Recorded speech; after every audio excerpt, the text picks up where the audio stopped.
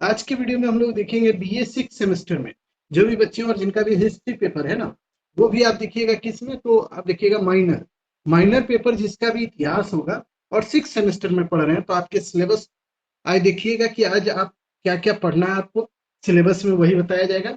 उसके अलावा आपको बताया जाएगा कि कैसे इसकी तैयारी करनी है। ठीक है, सब कुछ इस वीडियो में आप देखिएगा, समझिएगा और यहाँ से देखिएगा आपको जो जो इम्पोर्टेंट टॉपिक बताया जाएगा उसको केवल आप कवर कर लीजिएगा एग्जाम से पहले।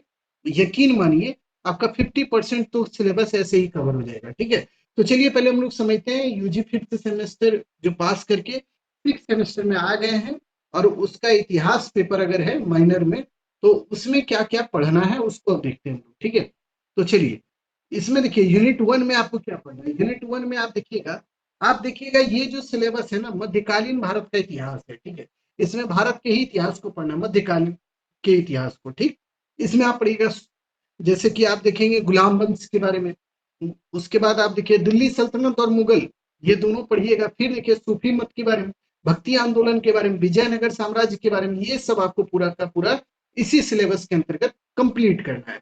तो यूनिट 1 में देखिए मध्यकालीन भारत का जो सिलेबस है इसमें क्या है, मध्यकालीन भारतीय इतिहास के महत्वपूर्ण स्रोत कौन है, यानी मध्यकाल जो आप पढ़िएगा उसके लिए कौन कौन से सोर्स हैं जो इंपॉर्टेंट है उसको आप पढ़िएगा। उसके बाद देखिए प्रारंभिक तुर्क, खिलजी, तुगलक और तैमूर का आक्रमण, यानी इसमें आप पढ़िएगा गुलाम वंश के बारे में, खिलजी वंश के बारे में, तुगलक वंश के बारे में।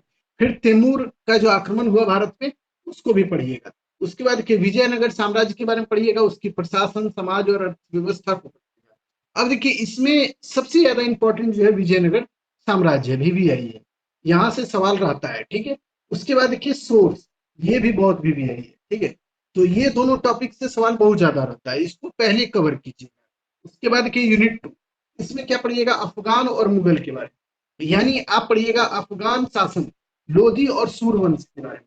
तो इन दोनों को आपको पढ़ाएंगे। ठीक है, लोधी वंश में कौन कौन आएगा नहीं आएगा सब कुछ आपको देखना होगा, सूर्यवंश में देखना होगा। फिर देखिए मुगल साम्राज्य की स्थापना और विस्तार, इसी में आप पढ़िएगा बाबर के बारे में, अकबर के बारे में, हुमायूं, जहांगीर, सब कुछ इसमें आ जाएगा।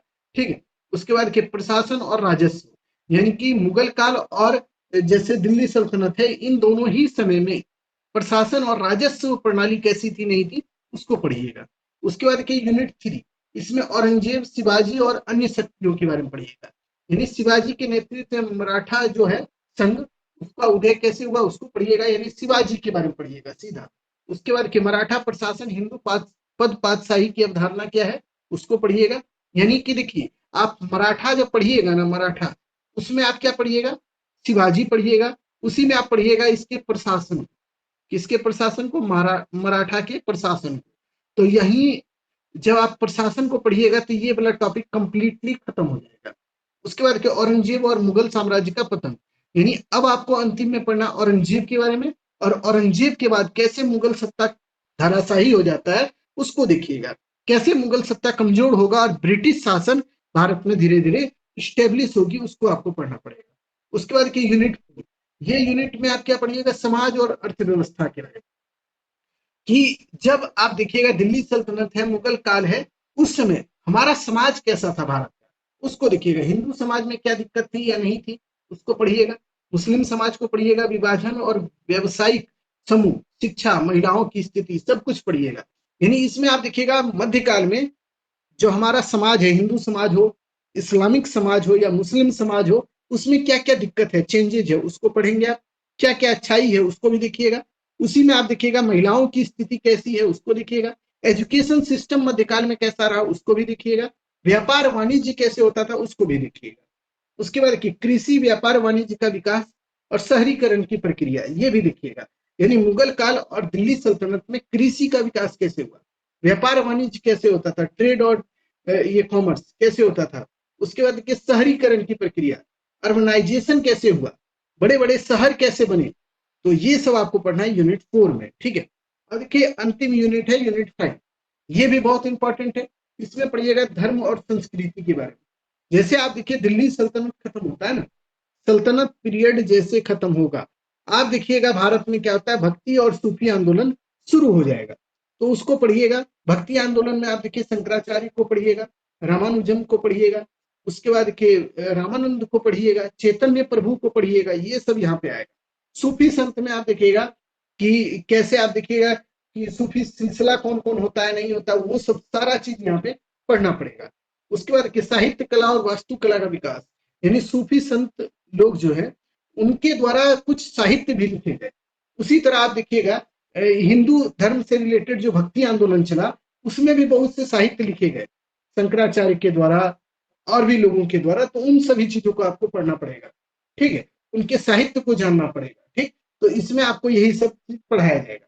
तो यानी कुल मिलाकर 5 यूनिट में आप देखिए मध्यकालीन भारत का इतिहास पूरा हो जाता है, और इसको करना ही पड़ेगा, नहीं कीजिएगा तो देखिए ये डिफिकल्ट होगा। और इसमें आपको ये भी ध्यान में रखना है कि अगर मान लीजिए आप पूरा कोर्स को कंप्लीट नहीं कर पाते, आधा भी करते, तो क्या ट्रिक अपनाना चाहिए कि कैसी तैयारी करनी चाहिए जो कि आपका पूरा कोर्स भी कंप्लीट हो जाए, और दूसरी बात ये हो कि आप एग्जाम में हर क्वेश्चन को बना भी सकें। वो चीज भी आपको बता दे कि देखिए एक तो आपको स्मार्ट तरीका अपनाना होगा। यहाँ पे स्मार्ट तरीका में क्या होगा कि देखिए जितने सिलेबस में पढ़ाए जाएंगे, सिलेबस में जितना आपको पढ़ाया जाएगा, जो भी चीज पढ़ाया जाएगा, तो उसको तो आप करिए।